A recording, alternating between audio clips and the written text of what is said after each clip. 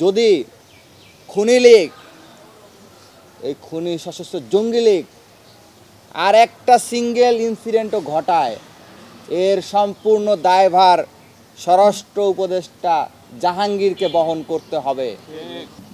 আপনারা জানেন আগামী পরশুদিন 17 নভেম্বর খুনি হাসিনার রায় ঘোষণা হওয়ার কথা আছে। সেটাকে লক্ষ্য করে, টার্গেট করে সশস্ত্র জঙ্গি সংগঠন, দক্ষিণ পূর্ব এশিয়ার সর্ববৃহৎ সশস্ত্র জঙ্গি সংগঠন জঙ্গি লীগ বাংলাদেশকে অস্থিতিশীল করার জন্য, অরাজক পরিস্থিতি সৃষ্টি করার জন্য বিভিন্ন ধরনের ষড়যন্ত্র চক্রান্ত করছে। আমরা ইন্টারিমকে আহ্বান জানাবো। আমরা দেখতে পাইতাম বিরোধী 5 আগস্ট পূর্ববর্তী সময়ে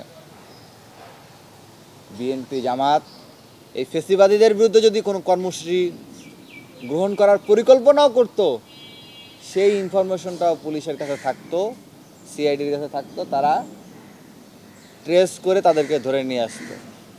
এমনকি পারিবারিক বৈঠকে মিলিত হইলেও পুলিশের কাছে সেই সংবাদ থাকতো এবং তাদেরকে ধরে নিয়ে আসতো। কিন্তু দিনের পর দিন নওফেলের বাসায়, তারপরে আমুর বাসায়, এরকম আরও যারা লীগের সন্ত্রাসী জঙ্গি লীগের নেতৃবৃন্দ যারা আছে তাদের বাসায় দিনের পর দিন মিটিং হয়, কিন্তু এটা নিয়ে আইনশৃঙ্খলা রক্ষাকারী বাহিনীর কোনো ভ্রুক্ষেপ আমরা দেখতে পাই না। আমরা হুঁশিয়ারি করে বলে দিতে চাই, 17 নভেম্বরকে সামনে রেখে যদি খুনি লীগ, এই খুনি সশস্ত্র জঙ্গি লীগ আর একটা সিঙ্গেল ইনসিডেন্টও ঘটায়, এর সম্পূর্ণ দায়ভার স্বরাষ্ট্র উপদেষ্টা জাহাঙ্গীরকে বহন করতে হবে এবং সেই দায়ে তার বিরুদ্ধে জুলাই ঐক্য দেশের আপামর ছাত্র জনতাকে সাথে নিয়ে রাজপথে নেমে আসতে বাধ্য হবে। আমরা হুঁশিয়ারি করে বলে দিচ্ছি যে বিষয়ে এখনও সতর্ক হন, সজাগ হন।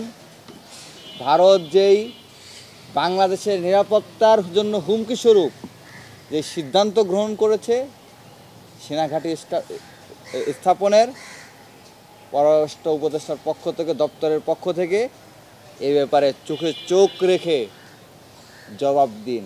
5 আগস্ট পরবর্তী সময়ে আমরা আর কোনো নত জানুমূলক পররাষ্ট্রনীতি দেখতে চাই না।